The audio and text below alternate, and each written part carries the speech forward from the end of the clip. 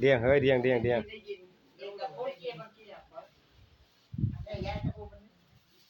มาเยี่ยมแม่สำลีนามสกุลเนาะระวังกิจเนาะกบชื่อบ่ต้องก็กบชื่อให้ดีน่ะนะแม่คนนี้น่าจะลงมาได้แม่มอมจะเยี่ยมเด้อ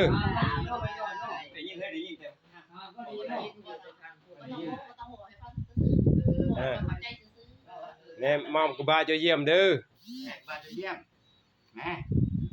บาจะเยี่ยมเสียเปิ้บ่เสียเปิ้บ่เสียเปิ้มอมจะเยี่ยมแม่เสียเปิ้บ่เสียเปิ้มอมเปิ้บ่เปิ้เนาะมอมจะเยี่ยมเด้อเยี่ยมมันกำลังใจมอง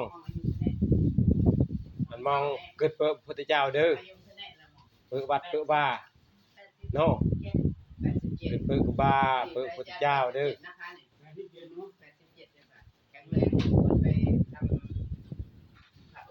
แอพุทธเจ้าจะอ่อนมองเกิดเปิ้เด้อตะพุทธเจ้าพุทธังสรณังกัจฉามิตะพุทธเจ้าเด้อเนาะพุทธังสรณังกัจฉามิเด้อละเมื่อยบ่เมื่อยเด้อใส่แล้วฮะใส่แล้วจะเล็บใส่แล้วอ๋อสดใสแล้วนะเนี่ยสดใสแล้วครับอ๋อสดใสแล้วเนาะอ๋อกูบาเจ้าเยี่ยมก็สดใสเฮ้ยเนี่ยเราสดระเบิดกลางอ๋อเนาะสดชื่นแล้วนะไปกบไปมองสดชื่นแล้วกูบาเจ้าเยี่ยมบ่สดชื่นเนาะเอาแล้วเนี่ยพวกเราแซมซ่าเจ้าเยี่ยมเด้เจ้าเยี่ยมอ่อนกำลังใจเด้ออันเกิดตะพุทธเจ้าเด้อพุทโธก็เบิ่นเนาะลองว่าเด้อว่าพร้อมแง่เด้ออัดงึกตึงอันก็แมลงเด้ออันแมลง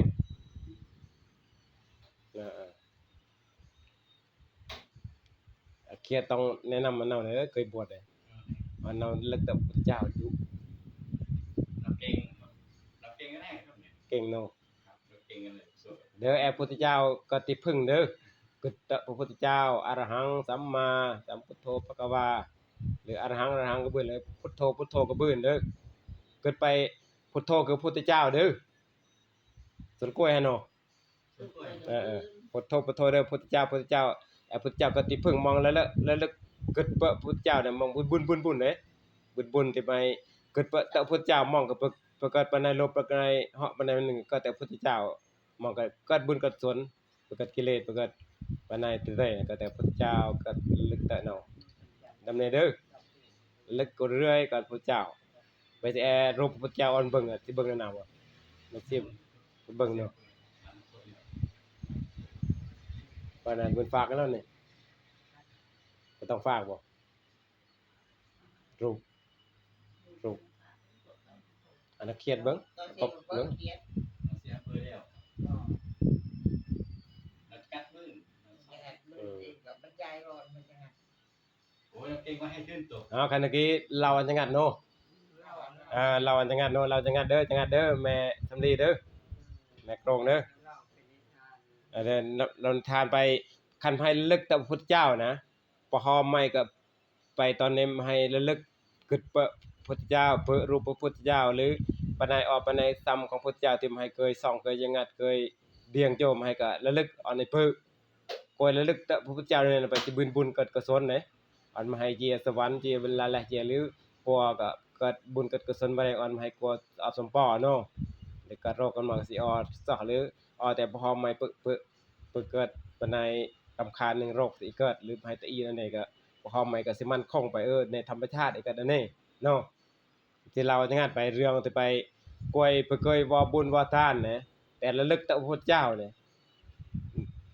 เรื่องมวยกี้กวยระลึกตะพระพุทธเจ้าที่เราปรินิพพานนั่นแหละอยู่แล้วเนาะนั่นแหละอยู่แล้วก็กวยก็ไปเนาะติบ่ยะเปลี่ยนลองเปลี่ยนเนาะเปลี่ยนอนงนะเปลี่ยนอนงแล้วก็เปลี่ยนอนงไอ้ซ้ำเนาะก็เกิดพุทธเจ้า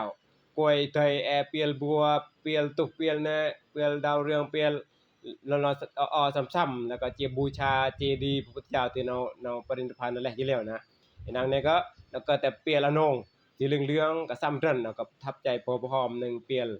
ยละนงแล้วก็บูชาแอเปียละนงเจียบูชาพระพุทธเจ้าเนาะเจียบูชาพระพุทธเจ้าบูชาตนาบูชาพระพุทธเจ้าปรินิพพานแล้วอยู่แล้วว่านั่นน่ะก็บูชาเจดีย์บู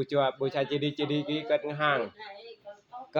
พระพุทธเจ้ากว่าแล้วก็จิเสียเปียละนงเจียบูชาจิจปะแต่อีนางเนี่ยก็เจียดงเตอไตรโกจะแลย่วงแต่ขณะที่แลนั้นนางก็เกิดไปตอนเองสิเจียบูชาจิจปะเจดีย์แต่ดงเตอก็ดงเตอไปสิเจียจปะเจดีย์จิบูชาเจดีย์นางก็แลเจียก็เทวดาชั้นของพระอินทร์กว่านั่นก็อย่าชั้นดาวดึงส์เนาะในนางแค่จิตเลื่อมใสบยะเจียจำปาตัวแทนพระเจ้าคือเจดีย์พระบรมสารีริกธาตุห่างของพระเจ้าแค่เกิดสิจำปาดองบุญจำปามันเอาดองได้กี่แค่พอไม่เตอปุ๊บนางก็แลย่วงและพอไปไตรโกเจลระวังกันน่ะตันดีกันน่ะนางก็จิก็เทวดาชั้นบนพระอินทร์กว่าพระอินทร์พอก็ชั้นพระอินทร์ก็เพิ่นกวยก็หนึ่งสวรรค์ตะใหม่แล้วก็จะต้อนรับก็มองจะเกิดตะใหม่เนี่ยโหน่าจะซ้ำเรือดุงวิมานมองก็ซ้ำรูปร่างหน้าตามองก็เรื่องซ้ำเรื่องแล้วก็ไอ้เลื่อมน่ะเลื่อมมากๆเรื่องแบบเลื่อมซ้ำมาแรงไอ้นางแล้วก็เล่าให้ฟังไปเราเอาจังงัดไปนางจุกเทวดาเนี่ยเพราะนางเจียเจียจำปาเจดีย์จำปาเจดีย์เปียละนงจำปาแต่ดงบ่เจจำปาแต่พร้อมเจียจำปาแล้วพร้อมเจียแล้วแต่ว่าจะดงจะตะเจดีย์แต่ไตรโกจะแลย่วงก็พอจะแล้วก็จุกเทวดานึงชั้นดาวดึงบนพระอินทร์มองพวกนี้เฮ้ยก็เล่าอย่างงั้นไอ้น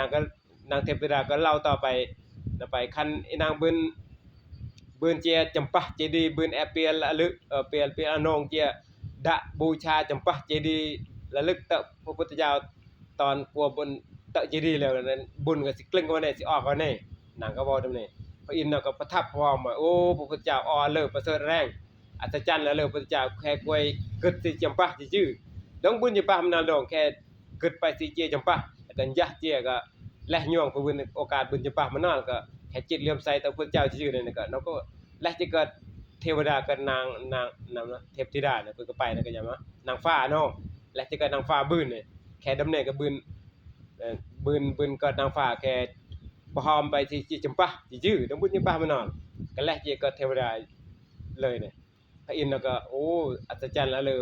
เลยพุทธเจ้าแค่กวยกึดตะจื้อสิจำปาดงบุญจำปาก็บุญก็และจะก็มะไอ้เทวดาเพิ่นก็ไปเนาะนางฟ้าเนาะนางฟ้าสมเด็จละเจียเนี่ยเทวดาแล้วก็เล่านั่นนี่แต่พระอินทร์ก็ประทับใจโอ้อัศจรรย์แล้วเลยพุทธเจ้าประเสริฐแรงกวยบุญบ่บุญแค่กึดเปิ้ซื่อก็บุญแล้วก็พระอินทร์ก็กะยากวยขับรถเนาะไปมาตะลีกวยขับรถนี่เดี๋ยวมาให้สิจะว่าบุญก็ว่านางเทพธิดาเนี่ยเด้อมาให้สิจะว่าบุญพอไปกวยว่าบุญเนี่ยพุทธเจ้านปรินิพพานอยู่แล้วแต่ว่าการว่าบุญเนี่ยณเทพธิดาเนี่ยเนาต้องบุญกลึงคันมาให้จะปะบุญจะปะเลยตะเจดีย์เลยหรือจะปะพระอรหันต์เลยหรือบูชาพระธรรมแต่เนี่ยก็บุญสิบุญกลึงเลยแล้วก็พระอินทร์ก็สวดคาถาเนี่ยก็คำกลอนไปกวยที่จำปะพระพุทธเจ้าเลื่อมใสพระพุทธเจ้าทั้งเทพเจ้าและกว่าและแล้วก็บุญนักกนอกวยจำปะพุทธเจ้าตอนที่เราก็ตั้งก็ชีวิตกว่าทั้งบ่าทั้งแลทั้งตะมองไปจำปะตะนำให้กับบุญกุศลสมาธิเกิดสวรรค์เกิดไปจิเกิดบนสวรรค์บุญนักกวยมาให้กวยหนึ่งโลกมนุษย์มาให้กวยแถมให้นี่มาจำปะเอวนุจำปะรูปเอวนุที่เหลือแต่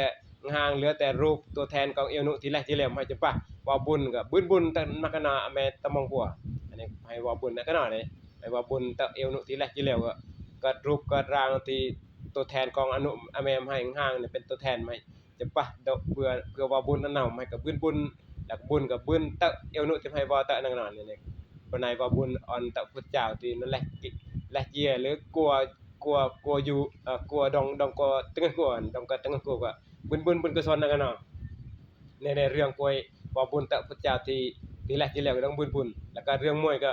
กวยเปิ้รูปพระพุทธเจ้านะเปิ้รูปพระพุทธเจ้าก็ประทับพอหอมหนึงรูปพระเจ้าซ้ำพระพุทธเจ้าก็กวยประเกิดกิเลสประเกิดปานใดเหาะปานใดโลภประเกิดโลภโกรธหลงเนาะมุฮัมมัดแล้วก็ผิวหน้าผ่องใสเบิกบานน่ะพุทธรูปมองเคยเปิ้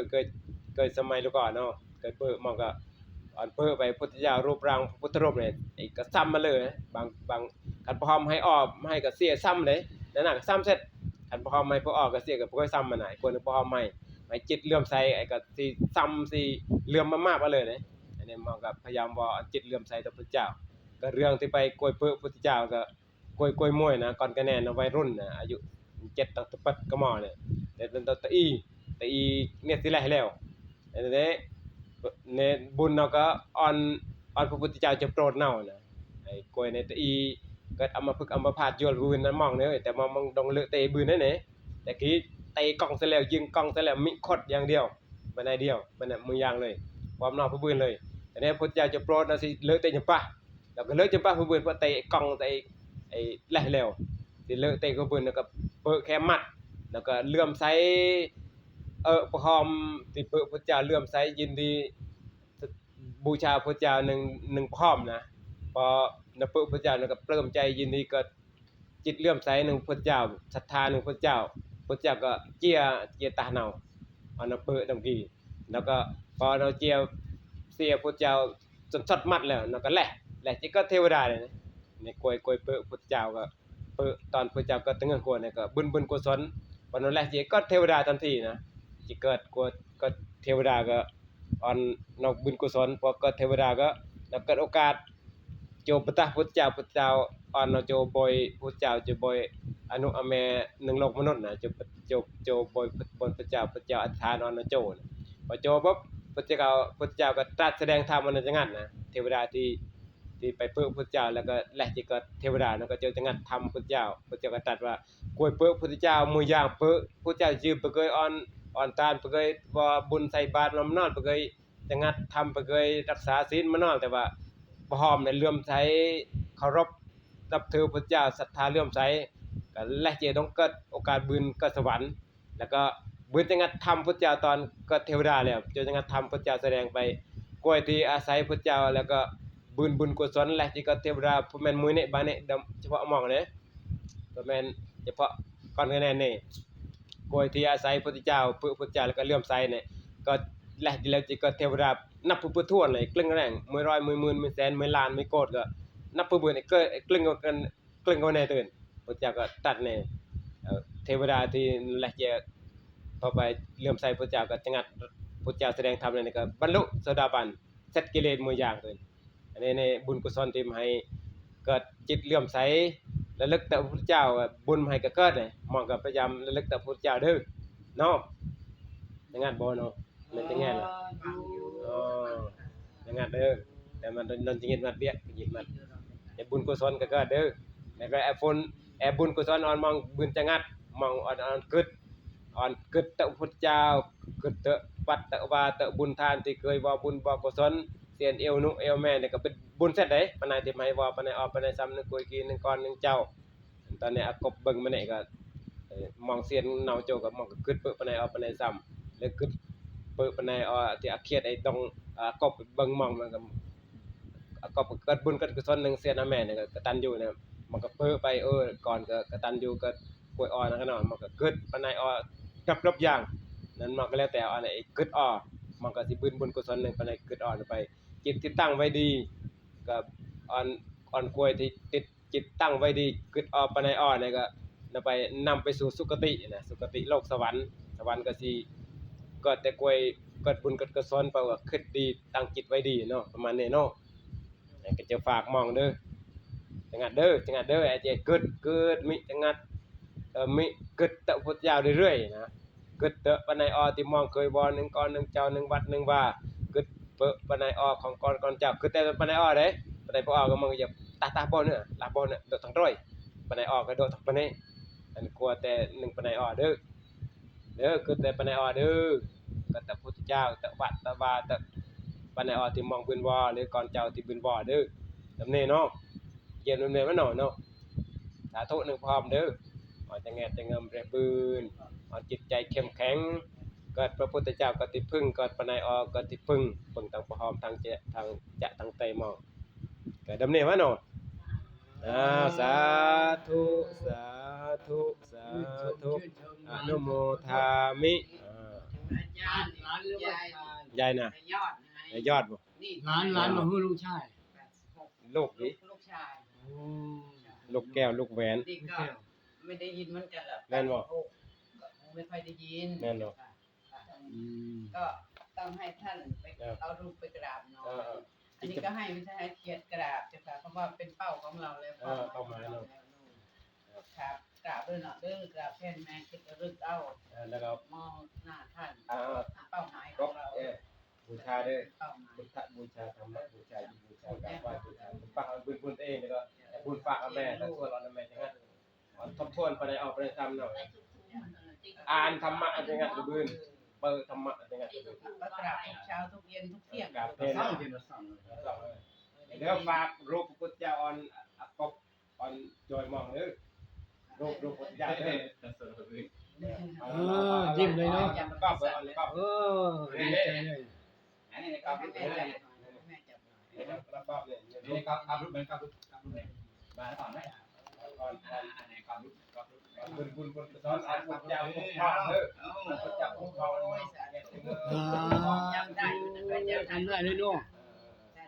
เดี๋ยวจะเดี๋ยวให้ลูกก่อนไปจังเอาใหม่ เดี๋ยว เอา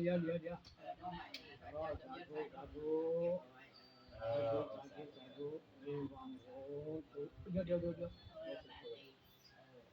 เดี๋ยว นี่ ตักตรงตายเลยกัน โอ้สุดยอดเลย เดี๋ยวเราออนก็นำมอง แต่รูปเป็นเล็กๆครับ คนวัฒนธรรมพื้นเอาลงพื้นพื้นจะมองตะเกียนดูเลย ให้เขาเห็น คนมองเลยมองตะซื้ออันเรา จะ พื้ เป็น นสิ่งที่แม่ ตัวเราจะกันแบบพุทธดาวพุทธเจ้าโจ โอ้หายวันหายคืนเลยสาธุบุญรักษาเนาะบุญรักษาธรรมะคุ้มครองเด้อคุณยายเด้อ อันนั้น กันอันนี้ พึ่งเด้อในรูปในตัวแทนพุทธเจ้าเด้อมันเมาคือพุทธเจ้าเลยคือเปิดไปในออกพุทธเจ้าที่เราออกประเสริฐออนกวยบุญกุศลมึงเกิดวัดกันว่ากับพระพุทธเจ้าเส้นอย่างเลยกับอย่างเกิดพระพุทธเจ้าท่านพุทธเจ้าเพื่อนเนี่ยเอวนุแม่มาให้กับบุญกุศลเกิดวัดเกิดว่าบุญกุศลเนี่ยก็ท่านพุทธเจ้าเมื่ออย่างเลยท่านพุทธเจ้าเพื่อนในโลกเลยบรรณาวัดว่ากับเพื่อนเลยมองตะเกิดตะบรรณาออกของพุทธเจ้าแล้วก็พร้อมก็ศรัทธาพุทธเจ้ากราบไหว้พุทธเจ้าจะถึงปะบุญกุศลพุทธเจ้าเด้อเด้อใหญ่มัน เริ่มพยอด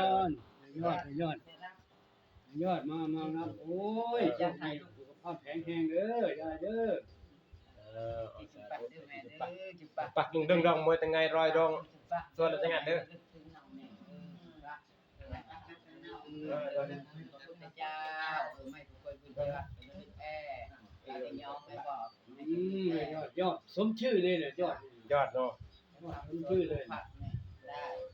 ขนาดที่ถึงได้เนี่ยเทียม จะปะดุเด้อจะปะมวยตั้งไงไม่รอยดองเลยลูกลาตะบื้อมิก็เอาเปิ้รูปเสียชัดบ่ปัสสัทธาเนานับถือเนาสารพระพุทธเจ้าเป็นลูกของพระพุทธเจ้าพระอาจารย์แค่นี้บอกพระอาจารย์ไม่ได้ว่าภาวะเลยพุทธเจ้าเป็นที่พึ่ง เพราะว่านี่พระพุทธเจ้าคือก็ได้ อะไรสารนักพระพุทธเจ้า ป๊อกเจออ่านแล้วแม่จะงัดดิ มองแล้วเป็นที่พึ่ง มองอ่านเลย ไปขนาดนี้ตากำลังมองถ้าแก่คนนี้ก็ใส่แล้ว แค่จะให้ผู้เลยครับนำเลยครับนำเลย กบเสียเพื่อนะ ให้ปีมันใหญ่ แน่ตรงกันตรงแน่อ่อนสุดไป ยอดเลยครบสุดยอด สวดก่อน กันแล้วบุญเลยตัววันนี้เพื่อยืนยันไปพุทธรูปเนี่ยแต่คน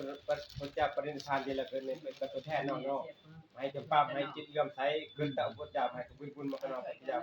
ก็ตั้งหัวเนาะ สวยแห้งเด้อผู้ใดสวย เดี๋ยวสวัสดีกัน เอาว่านะโมสามจบเนาะ อืม พุทธัง นะโมตัสสะภะคะวะโตอะระหะโตสัมมาสัมพุทธัสสะนะโมตัสสะภะคะวะโตอะระหะโตสัมมาสัมพุทธัสสะนะโมตัสสะภะคะวะโตอะระหะโตสัมมาสัมพุทธัสสะ ไม่สบายจังงัดหนึ่งเด้อหมายที่สวดยืนยันไปให้เลิกแต่พุทธเจ้าแม้แต่เนาะประเด็นผ่านที่แล้วสัญลักษณ์ตัวแทนที่ให้ปัดปารามกับตัวแทนทั้งเซตเด้ให้เลิกปานใดออกปานใดตามกับบุญบุญกุศลสวดตรงแล้ว ทิท่านเตนิพุทธเอวาปิเมื่อพระตถาคตเจ้าคือพระพุทธเจ้ายังทรงพระชนอยู่ก็ดี หรือปรินิพพานแล้วก็ดีสามีจิตเตสมังพลังเมื่อมีจิตเลื่อมใสเสมอกันผลบุญก็ย่อมเสมอกันเจโตปนิทิเตตุหิสัตตาขันชันติสุขติงสัตว์ทั้งหลายย่อมไปสู่สุขติพระเหตุแห่งการตั้งจิตไว้ดีพระเหตุแห่งจิตเลื่อมใสในพระพุทธเจ้านั้นพาหุนังวัตตะอัฏฐายาอุปัชชันติตถาคตาพระตถาคตเจ้าทั้งหลายคือพระพุทธเจ้าทั้งหลายทรงอุบัติเกิดขึ้นเพื่อประโยชน์แก่ชนหมู่มากยะถาการังคาริตวานาสักขังอัจฉันติกายกาติอายกทายิกาผู้ทำบุญทั้งหลายกระทำสักการะบูชาในพระตถาคตเจ้าคือพระพุทธเจ้าย่อมไปสู่สุคติโลกสวรรค์ดังนี้สาธุคอยบูชาพุทธเจ้าทั้งโนนและที่เรียนเรื่องสมองพวกก็บุญมากันเนาะแต่ในยืนยันพุทธเจ้าก็ติพึ่งเนาะขอทุกการเด้อพุทธังสรณังคัจฉามิพุทธังสรณังคัจฉามิข้าพเจ้าขอน้อมรับเอาพระพุทธเจ้าเป็นที่พึ่งที่ระลึกถึงที่กราบไหว้บูชาให้ได้บุญได้กุศลธัมมังสรณังคัจฉามิข้าพเจ้าขอน้อมรับเอาพระธรรมเป็นที่พึ่งที่ระลึกถึงที่กราบไหว้บูชาเพื่อให้ได้บุญได้กุศลสังฆังสรณังคัจฉามิข้าพเจ้าขอน้อมรับเอาพระสงฆ์เป็นที่พึ่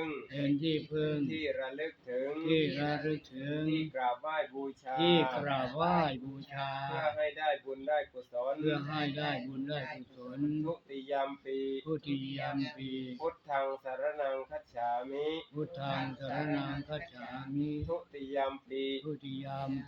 ธัมมังสรณังคัจฉามิทุติยมปีสังฆังสรณังคัจฉามิแม้ครั้งที่สองข้าพเจ้าขอน้อมรับเอาพระพุทธเจ้าพระธรรม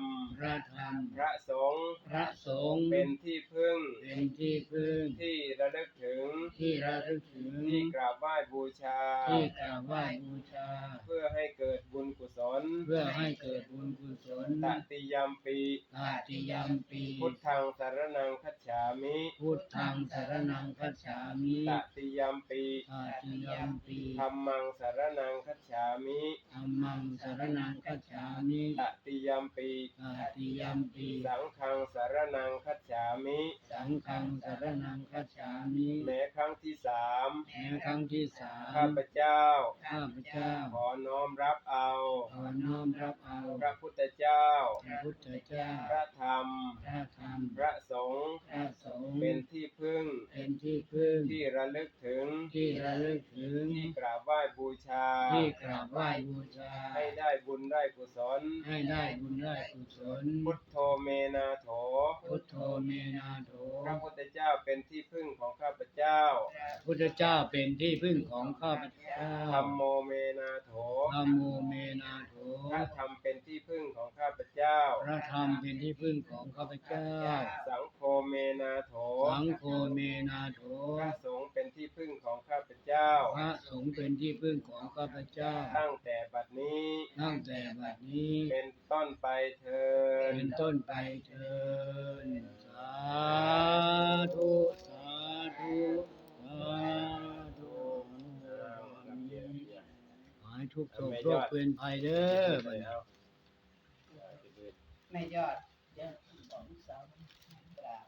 นี่ระลึกถึงที่พระเจ้าตลอดเด้อนี่เจ้ากราบเราเป็นที่พึ่งของให้ มันจะไงเครื่องดองไหม อายุไขนี่แหละกราบมือรับกราบไง ยังไงจะตะเบิกเสียอันเบิก เราจูรู มันเพิ่มเลย กราบเห็นอยู่เจ้าค่ะแต่พูดจะตึงคือไอ้นั่นแหละมันได้ว่างเลย เฮ็ดดอกสวดมือเด้อมองสวดเองสวดเอาเราจะงัดสิฮะมองกระสวดแอบไปไหนออกไปไหนออกมาสวดธรรมะจะมองกลับไปออกอะสวดเอาเราจะงัดสิโยกสวดกันเตะเราโยกเลยสวดบูชาพระเจ้าพระเจ้าจะโปรดแล้วเด้อรูปเนี่ยเตะเราเตะได้ไหมไปไม่สวดบูชาพระเจ้าอันเป็นบุญเป็นกุศลเป็นที่กราบไหว้บูชาสวดสรรเสริญอย่างเกี่ยวกับธรรมะทั้งหมดทั้งเสร็จนะจะบุญกุศลต้องเตะเราเตะได้มองเตะไม่ลงมองกับบุญกตัญญูตอบแทนบุญคุณพ่อแม่อ่อนพ่อแม่เกิดบุญกุศลมองก็ได้บุญกตัญญูแบบ สุดยอดเลย จะอ่อนไหมอันแม่บุญกุศลเลยอ่อนแล้วดำเนินเนาะ อ้าวโชคดีสาธุโอ้ยได้กำลังใจเยอะแล้ว ทั้งผู้ป่วยทั้งผู้ที่ดูแลแม่ กันแล้วเนาะเอาเตะกับไปพบแต่ก็มั่วนะอ่านหมด จะเอาแหวนหนึงจะเอาแหวนหนึง จะนั่งลงกราบลูกนั่งลงกราบพระอาจารย์กราบพระอาจารย์ สาธุสาธุสาธุแข็งหายวันหายคืนเด้อ เบิ่งออเดอร์เพียเดอร์กอบเด้อสดชีวิตจิตใจเลยบ่บุญครั้งสุดท้า พระ ย อรหันต์นี่พระอรหันต์เจ้าได้ดิ